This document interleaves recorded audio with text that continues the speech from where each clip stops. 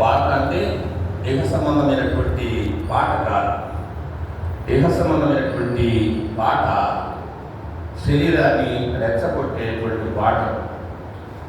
పరం అంటే పర సంబంధమైంది, పరలోక రాజ్యం సంబంధమైనటువంటి ఈ పాట. ఈ పరమగీతములో మనము ఏ భాగం చదువుకున్నా పరలోకం మీద మన మనసు చదివినప్పుడే మనము దైవికంగా మన ఆత్మ తృప్తి చెందుతుంది.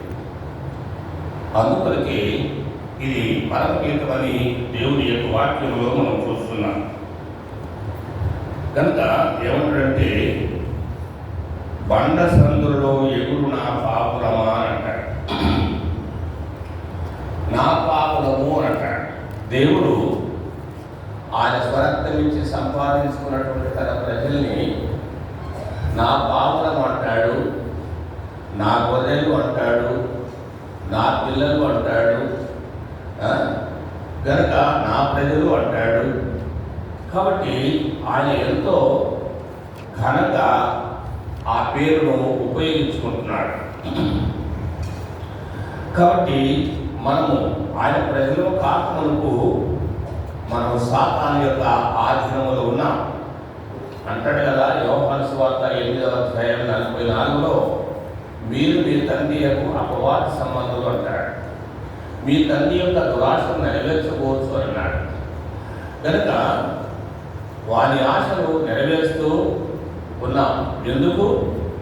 మనము పాపములకు అమ్మబడి శరీర సంబంధముగా ఉన్నాం. మనం శరీరం యొక్క ఇచ్చలు, శరీరం యొక్క కోరికలు నెరవేర్చుకుంటూ ఉన్నాం. ఆత్మలో శాంతి, నెమ్మది సంపూర్తిగా కోల్పోయి కనుక దేవుని యొక్క ఉగ్రతకు గురైనటువంటి వారు, ఆ కరుణామయుడైనటువంటి యేసు ప్రభువుల వారు ఆయన స్వాస్థ్యంలో చేసుకున్నటువంటి మానవుని వదిలిపెట్టడానికి ఆయనకి ఇష్టం లేదు.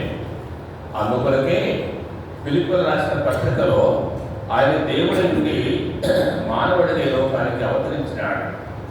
ఆయన సింహాసనమును వదిలిపెట్టడానికి ఏమాత్రము ఆలోచన చేయకుండా ఆయన మన కోరికలు, మన స్వరూపంలో, మన రక్తమాంసములతో ఈ లోకానికి వచ్చినాడు. ఆయన మన కొరకై చనిపోయి సమాధి చేయబడి తిరిగి లేచినాడు. ఆ సత్యాన్ని మనకు వినిపించినాడు. నిజమే, యేసుక్రీస్తు ప్రభుల వారు కేవలం నా కొరకై లోకానికి వచ్చినాడు. తండ్రి అయినటువంటి దేవుడు నన్ను ప్రేమించినాడు. ఆయన కుమారుడు, ఆయన వాక్యము, ఆ వాక్య శరీరుడుగా ఈ లోకానికి వచ్చినాడు.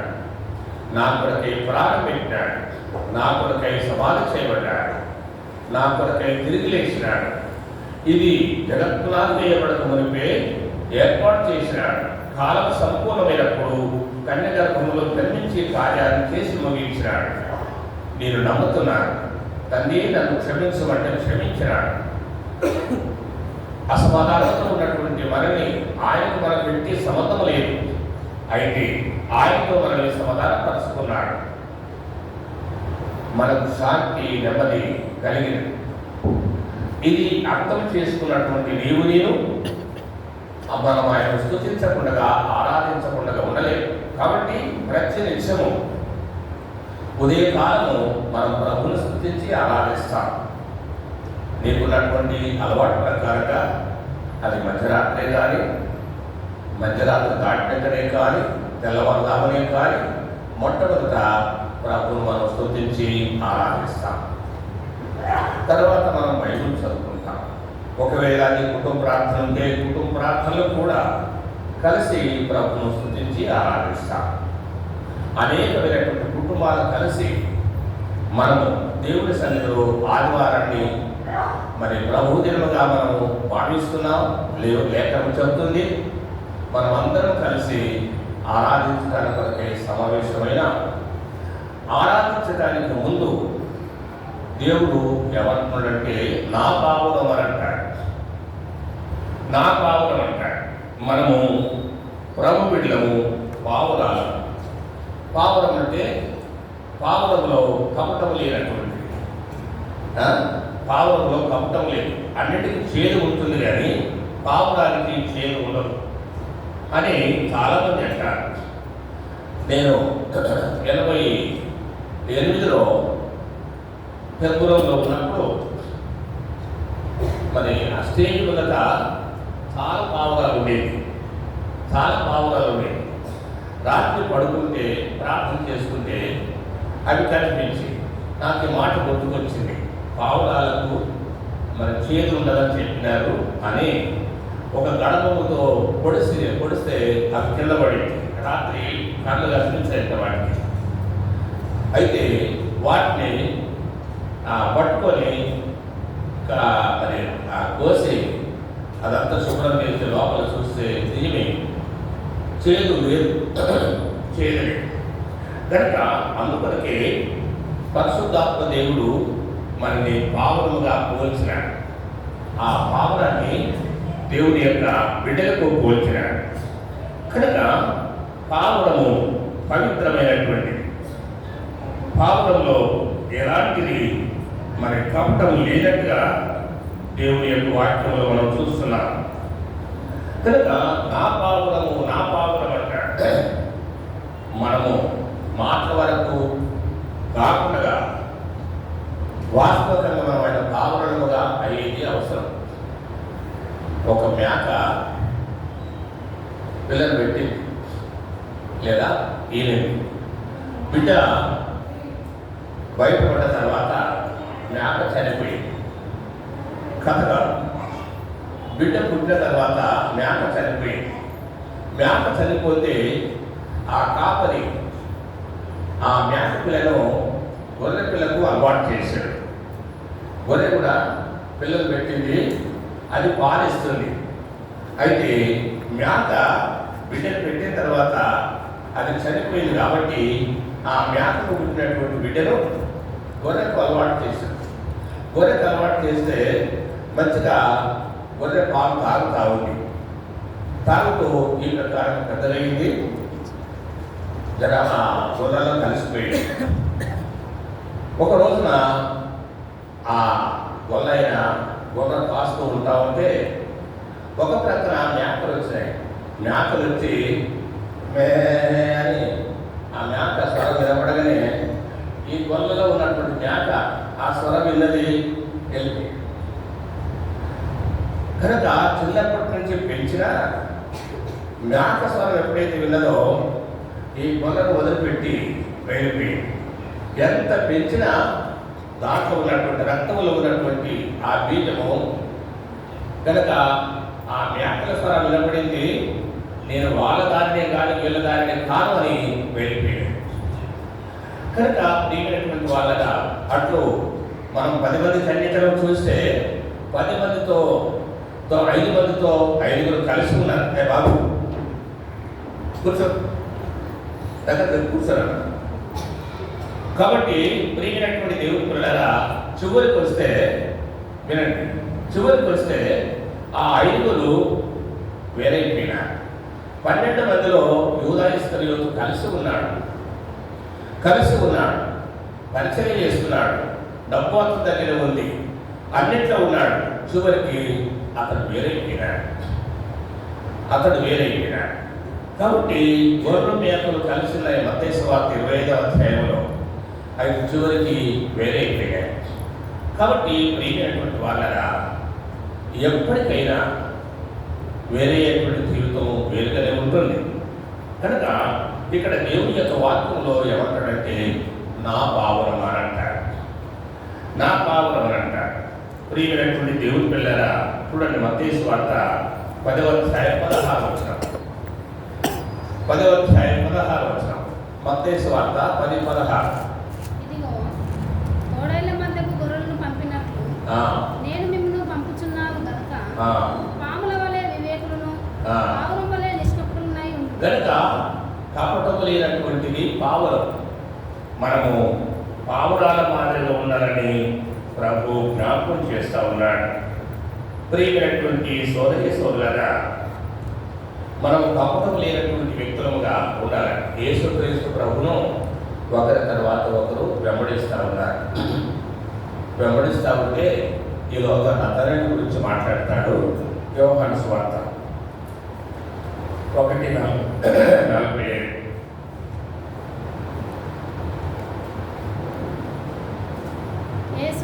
నతనేలును తన యొద్దకు వచ్చుట చూచి, ఇదిగో ఇతడు నిజముగా ఇశ్రాయేలీయుడు, ఇతడు నిజముగా ఇశ్రాయేలీయుడు, ఇశ్రాయేలీయుడు, ఇతని యందు ఏ కపటము ఇతని యందు ఏ కపటము లేదంట. ప్రియమైనటువంటి దేవుని పిల్లారా, మనము కపటము లేనటువంటి వ్యక్తులుగా ఉండాలని మన దేవుడు ఆశిస్తున్నాడు. కపటము అనేది మంచిది కాదు. కపటము అనగా లోపల ఒకటి ఉంచుకొని పైకి ప్రశాంతంగా మాట్లాడతారు, సమయం వచ్చినప్పుడు కాటేస్తారు. కనుక ఎన్నోసార్లు దావీదు విషయంలో సౌలు ఏడుస్తా ఉన్నాడు, నాయన ఇది నిస్వరమేనా? కనుక మరి నా అపరాధ బుద్ధికి నువ్వు ఉపకారం చేసినావని అంటాడు. సమయం దొరికినప్పుడు మరలా ఈట ఇసురుతా ఉన్నాడు. కాబట్టి ప్రియమైనటువంటి వాళ్ళగా కపటము చాలా ప్రమాదకరమైనటువంటి, కపటమైనటువంటి జీవితము సరైనటువంటిది కాదు. కనుక ఇతడు నిజముగా ఇశ్రాయేలీయుడు, నిజమే ఇశ్రాయేలులో వంకరతనం లేదంట. సంఖ్యాకాండం 23:21, సంఖ్యాకాండము 23:21, 23వ అధ్యాయము 21వ వచనం. బాలాకు ఎడారికి ఎదురుగా ఉన్న పేయోరు శిఖరమునకు బిలామును తోడుకొని పోయిన తర్వాత బిలాము, ఇక్కడ నాకు 7 బలిపీఠములను కట్టించి ఆయన యాకోబులో ఏ దోషమును కనబడలేదు, కనబడలేదు. ఇశ్రాయేలులో ఏ వంకరతనమును చూడలేదు, ఇశ్రాయేలులో ఏ వంకరతనమును కనబడలేదంట. కనుక ప్రియమైనటువంటి వాళ్ళగా వంకరతనము దోషము లేకుండా ఉండాలంట. కనుక వంకరగా ఉండేటువంటి వారు సాతాను యొక్క సమాజం. పాము వంకరగా నడుస్తుంది, వంకరగా తిన్నకు అస్సలు వెళ్ళదు, వంకరగా నడుస్తుంది. రంధ్రములకు పోయేటప్పుడు చక్కగా పోతుంది. ఆ రంధ్రమే ఎప్పించమందరం గేటు, ఎప్పించమందరం గేటు. గేట్లో పెట్టినప్పుడు చక్కగా వస్తాం, గేటు దాటగానే వంకర పోతాం. ఎవరు వాస్తవికంగా పావులను స్వభావం కలగనటువంటి వారు ఆ ప్రకారం ఉంటారు. ప్రియమైనటువంటి దేవుని పిల్లరా, మన దేవునికి మన దగ్గర వంకరతనం కనిపించకుండా ఉండేది అవసరం. అపోస్తలుల కార్యములు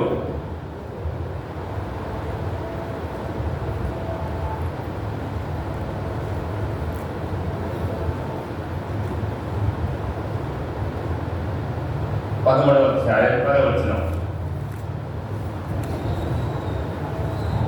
అతని తిరిచూచి సమస్త కపటముతోను సమస్త కపటముతోను సమస్త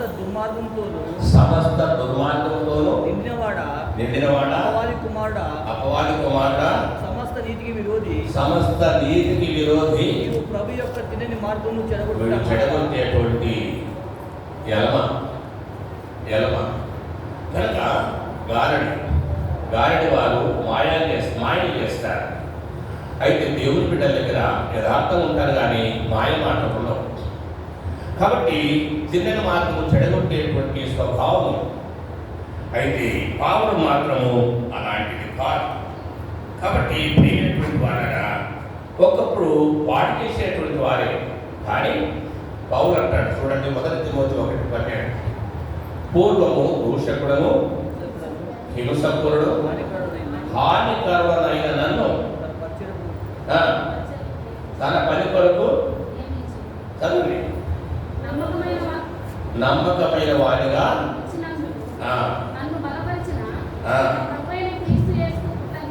కనుక పూర్వమైతే చెడగొట్టుకోడే. ప్రభు దర్శించిన తర్వాత చెడగొట్టే పనులనే మానుకున్నాడు. ప్రియమైనటువంటి సోదరి సోదరులారా, మనము అన్ని రాకపోయినా కొన్నేనా ఉండకపోలేదు. అయితే ప్రభుని ఎదిగిన తర్వాత చెడగొట్టేది మంచిది కాదు. మంచిగున్నదాన్ని చెడగొట్టేది సాధారణ పని. మంచిగా ఉన్నాడు కనుక సృష్టి బాగు చేసినాడు, కానీ వాడు పాటు చేసినాడు. కాబట్టి పాపము యొక్క స్వభావము చెడగొట్టేది కాదు. పాపం స్వభావము మంచిది. కనుక ముందు చెడగొట్టేటువంటి వారు 1 పేతురు 2వ అధ్యాయము 1-3 వచనాలు ఏమంటాడు? ప్రభువు దయాళుడని రుచి చూచి ఎడల సమస్తమైన దుష్టత్వము, కపటమును, వేషధారణ, ఇదో ఇక్కడ నాడు అక్కన్నాడు.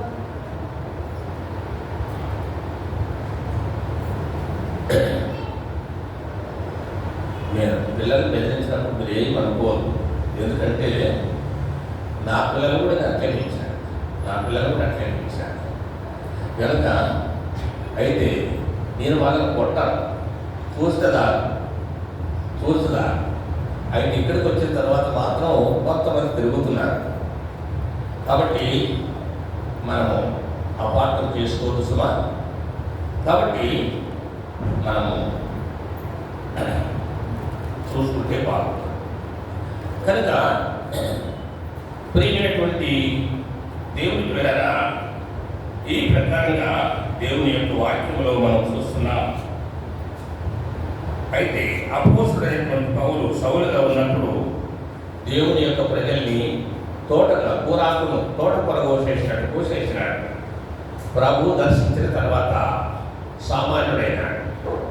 ఆయన పేరే పౌలు అంటే చిన్నవాడు, అంత పెద్ద విద్యార్థి, అంత పెద్ద తెలివితేట కలిగినటువంటి వాడు. గమలీయేలు పాదాల దగ్గర శాస్త్రాన్ని క్షుణ్ణంగా నేర్చుకున్నాడు. ధర్మశాస్త్రం అంతా తెలుసు కనుక భక్తి అంటే ఎంతో రోషం కలిగినటువంటి వాడు. ఏ భక్తో అది మాత్రమే తెలియదు. ప్రభు దర్శించిన తర్వాత సామాన్యుడైపోయినాడు, చిన్నవాడైపోయినాడు. కనుక ఈ ప్రకారంగా పావులం యొక్క లక్షణాలు. కనుక తర్వాత రండి పరమగీతములు 2:16.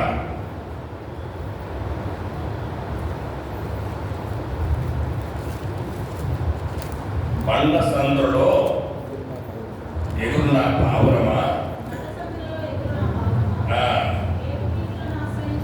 కనుక పేరు పడితే కూడా బండి. కనుక ఆ బండ యేసు ప్రభుల వారు. యేసు ప్రభును ఆశ్రయించినటువంటి ఈ పావురాలమైనటువంటి మనం, మన ఆశ్రయము, మన ఆశ్రయ దుర్గము, మన బండ అయినటువంటి యేసు ప్రభుల వారు. ఆయన మనము ఆశ్రయించినాం. 91వ కీర్తన 1వ వచనం ఏమంటాడు? మహోన్నతుని చాటున నివసించువాడు, సర్వశక్తుని నీడను విశ్రమించువాడు. ఆయనే నా ఆశ్రయం.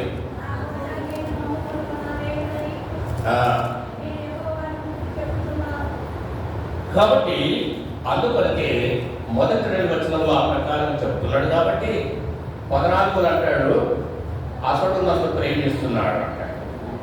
కనుక ఆశ్రయముగా చేసుకున్నటువంటి వారి విషయంలో నన్ను ప్రేమిస్తున్నాడు అంటాడు. తర్వాత నేను అతన్ని తప్పిస్తానంటాడు. ప్రమాదం నుండి, నష్టాల నుండి, కష్టాల నుండి తప్పిస్తాడు. అంటే కాపాడుతాడు. రాక తప్పవు, వాటిని వచ్చినప్పుడు కాపాడుతాడు. దాన్ని దినరక్షణ అంటారు.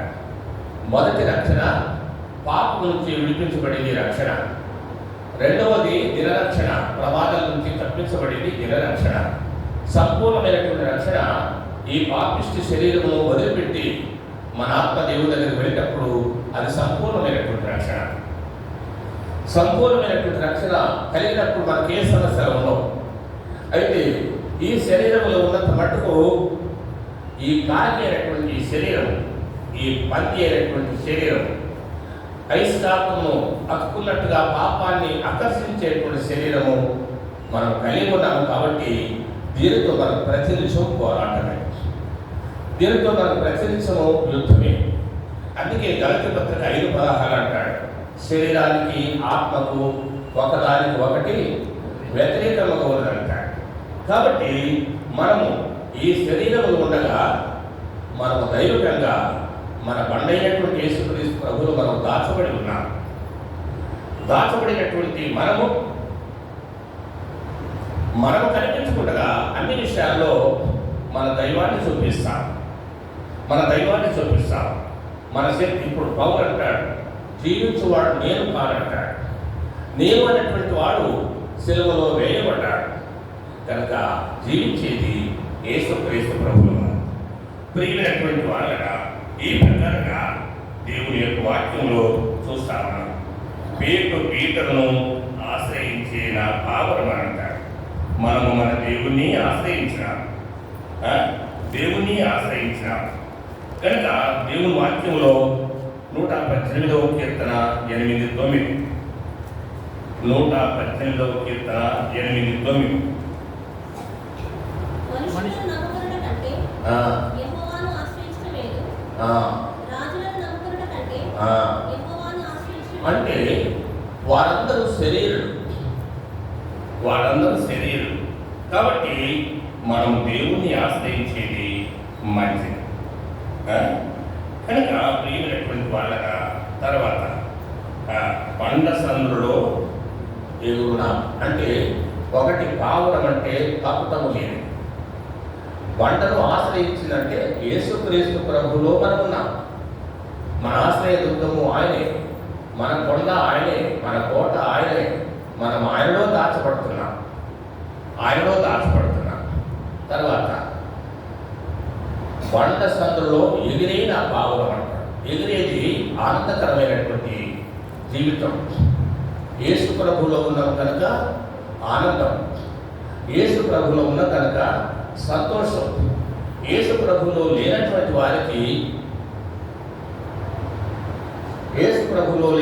వారికి ఈ ఆనందం లేదు. డబ్బు ఉండొచ్చు, శుభభోగ వాక్యంలో ఏదైనా ఉండొచ్చు, కానీ సంతోషం అనేది లేదు. సంతోషం కేవలం దేవుని దగ్గర మాత్రమే ఉంది. ఈ సంతోషం, శాంతి, ఈ నెమ్మది షాపులలో దొరికేది కాదు, దేశాలలో దొరికేది కాదు. యేసుక్రీస్తు ప్రభువు దగ్గర దొరుకుతుంది. ఆయన మాట వింటే చాలు. నా మాట విని నన్ను పంపిన వారైన విశ్వాసం ఉంచువాడు నిత్య జీవం గలవాడు. వాడు తీర్పులోనికి రాక మరణంలో నుండి జీవులోనికి దాటిన. మనకు తీర్పు లేదు. మనకు ఏదన్నా తీర్పు ఉండాలంటే తప్పు చేస్తున్నట్టు ఇక్కడే శిక్ష, చనిపోయిన తర్వాత మనకు శిక్ష లేదు. ఇప్పుడు క్రీస్తు చేస్తున్నందున్నటువంటి వారికి ఏ శిక్ష విధి లేదు. తప్పు చేస్తే తప్పు శిక్ష ఆయన దండిస్తాడు, ఏదైనా ఒక రూపకంగా మనల్ని శిక్షిస్తాడు. కానీ చనిపోయిన తర్వాత మనకు శిక్ష లేదు కనుక మనకు ఆయనలో ఆనందం, యేసుక్రీస్తు ప్రభువులో ఆనందం. బండ సందులో ఎగురున పావురం అంటాడు కనుక ఏ కష్టమున్నా, ఏ నష్టమున్నా మనం ఆనందాన్ని పాట ద్వారా, వచనాల ద్వారా, పల్లవుల ద్వారా, ఆరాధన ద్వారా మనం వ్యక్తపరుస్తూ ఉంటాం కనుక యోహాను, పేతురు ప్రార్థనా కాలమున దేవాలయంలోకి వెళుతుండగా అక్కడ మరి ఒక కొంటి భిక్షకుడు ఉన్నాడు. వారి దగ్గర ఏమైనా దొరుకుతుందని ఆశపడితే పేతురు అన్నాడు, వెండి బంగారము మా దగ్గర లేదు, కానీ నాకు కలిగినది నీకు ఇచ్చుచున్నాను. నజరేయుడైన యేసుక్రీస్తు నామములో లేవని చెప్పి అతను చేయి పట్టుకోగానే అతడు దిగ్గున లేచి నిలిచి వారితో గంతులు వేస్తూ నడుస్తున్నాడు. చదవండి మాట. అపోస్తల కార్యములు 3వ అధ్యాయం. అంతటా పేతురు, వెండి బంగారము నా యొద్ద లేవు గాని నాకు కలిగినదే నీకు ఇచ్చుచున్నాను. నజరేయుడైన యేసుక్రీస్తు నామమున నడువని చెప్పి వాని కుడి చేయి పట్టుకొని లేవనెత్తెను. వెంటనే వారి పాదములను చీలమండలను బలము పొందెను. వాడు దిగ్గున లేచి నిలిచి నడిచెను. నడుచుచు గంతులు వేయుచు వారితో కూడా గంతులు వేస్తూ వారితో కూడా దేవాలయంలోకి వెళ్ళిన. దేవాలయంలో ఉన్నటువంటి వారు ఇతను చూసి 10వ వచనంలో అంటాడు, వారు విస్మయంతో నుండి పరవశులైనారు. ఎందుకు పరవశులైనారు? అతనికి కలిగినటువంటి మార్పును చూసి విస్మయంతో నుండి పరవశులైనారు. ఎంత ఆశ్చర్యకరమైనటువంటి అని అతను చూసి వారు ఆనందభరితులైపోయినారు.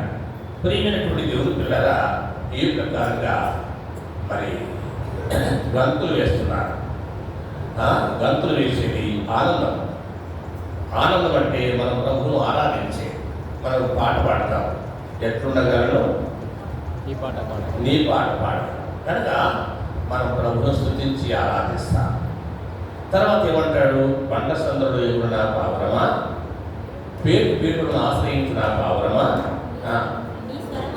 నీ స్వరము కనుక మన స్వరం ఆయన వినిపించాలని ఆశిస్తున్నాడు. మన స్వరం ఆయన వినిపించాలని ఆశిస్తున్నాడు. మనం గడవెత్తి ప్రేమ కలిగిన మా పరలోక తండ్రి అంటే చాలు. ఆయన అంటాడు, నాకింతే చాలు, నాకింతే చాలు. ఆది కాండము 45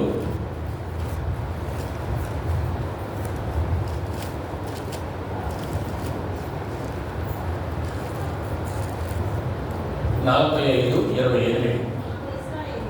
అప్పుడు ఇశ్రాయేలు ఎంత చాలు, ఇంతే చాలు, నా కుమారుని యోసేపు ఇంకా కనుక బ్రతికి ప్రభువులో ఉండి ప్రభువులో ఉన్నటువంటి వాడు బ్రతుకుతాడు. బ్రతికి కనబడితే నాకు ఇంతే చాలంటాడు. నీ స్వరమైనకు వినపడితే నాకు ఇంతే చాలు. 3 యోహాను 4 అంటాడు, నా పిల్లలు సత్యాన్ని అనుసరించి నడుస్తున్నారు, నాకు ఇంతే చాలు. కనుక నన్ను ఆరాధిస్తున్నారు, నాకు ఇంతే చాలు.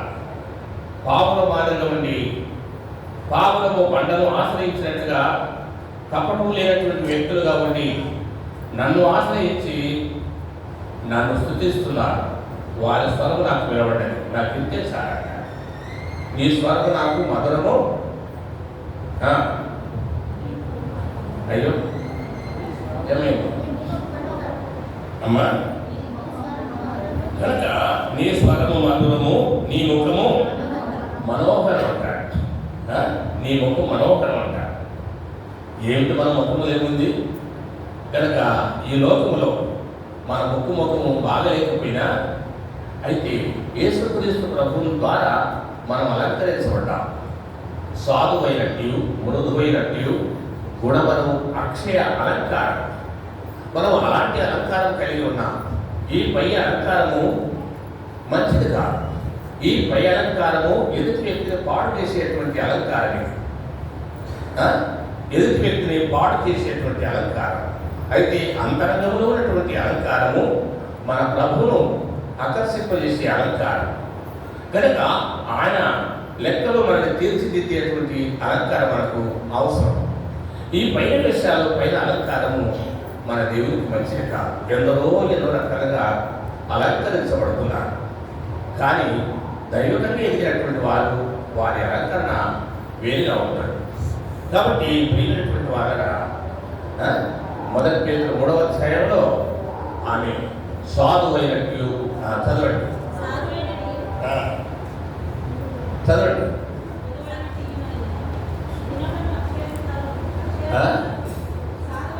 సాధువైనట్టు మృదువైనట్టునైన గుణమను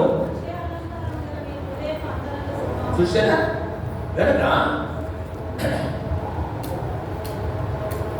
అలాంటి అలంకరణలకు స్వాద స్వభావం మనకు అలంకరణ, మృదుత్వము మనకు అలంకరణ.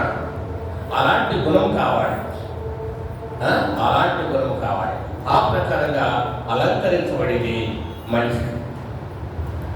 కాబట్టి ప్రియమైనటువంటి వాళ్ళగా ఎస్తేరు గ్రంథంలో మనకు ఎస్తేరు కనపడుతుంది. చాలామంది స్త్రీలు కనపడుతున్నారు. 6 మాసాలు గోపరస తైలము, 6 మాసాలు సుగంధ వర్గములతో వారు ప్రతిరోజు వారిని శుభ్రం చేస్తూ ఉన్నారు.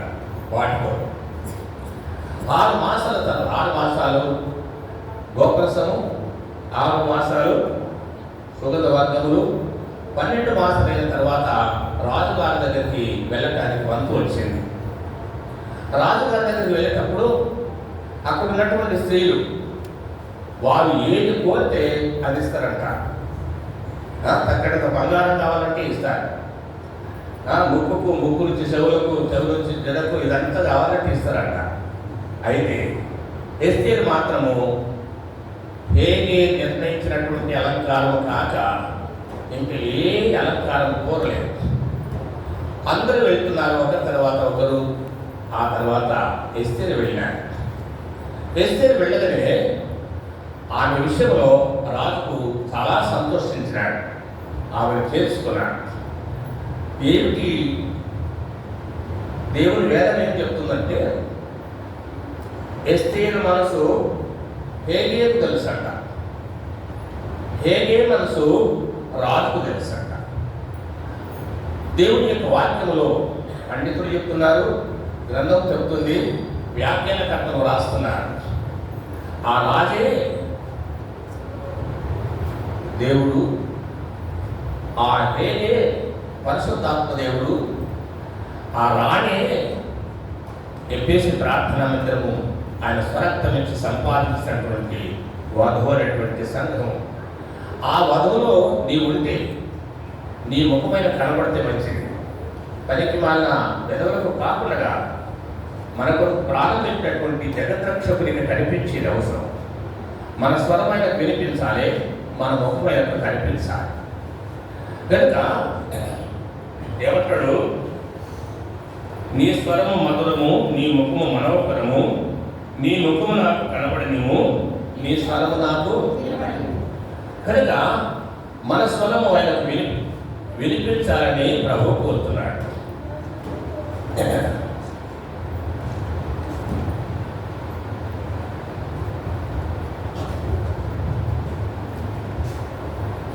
దేవుని యొక్క వాక్యంలో ఎద్రా గ్రంథం అనుకుంటా, ఏది సంతోష శబ్దమో ఏది దుఃఖ శబ్దమో మాకు దూరంగా వినబడ్డదంట.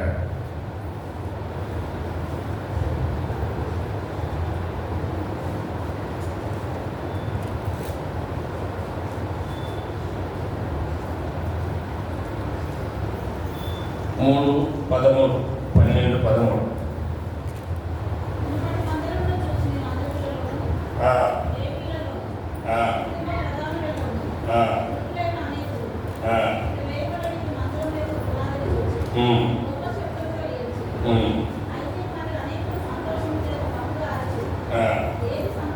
ఏది సంతోష శబ్దమో ఏది దుఃఖ శబ్దమో జనులు గొప్ప పని చేసినందున బహుదూరంగా వినపడ్డదంట. ఆ శబ్దం బహుదూరంగా వినపడ్డదంట. కనుక మనము అక్కడ ఆరాధన చేస్తే ఇక్కడ వినపడతా ఉంటుంది. 78లో నేను ప్రభువు నమ్ముకున్నాను. అదే టైంలో యూత్ క్యాంప్ వచ్చింది, యూత్ క్యాంప్కి వెళ్ళాను. మరి వీళ్ళ ప్రజలు ఆ టైం వచ్చినప్పుడు అందరూ చాలా విద్యార్థులు, పెద్ద పెద్ద విద్యావంతులు ఉన్నారు, చదువులు ఉన్నారు. అంతమంది ఆటలాడే కొరకు పెద్ద శబ్దం కంటమెత్తి ఆరాధన చేయాలని ఆశ. కనుక ఎవరైతే ఎక్కువ సమయం స్వరం ఎవరుందో మిగతా వాళ్ళు ఆగిపోతారు. ఆ ప్రకారంగా ఎత్తి ప్రభువును ఆరాధన చేసేవారు. కనుక ఒకేసారి 20-30 మంది ఒకేసారి ఎత్తారు. ఒక్కరు చేయండి.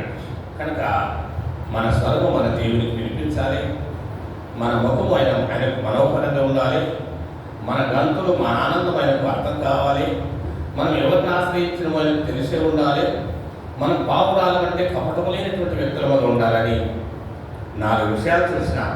పావురము నా పావురం అన్నాడు, నీవు ఆయన పావురమై ఉండాలి.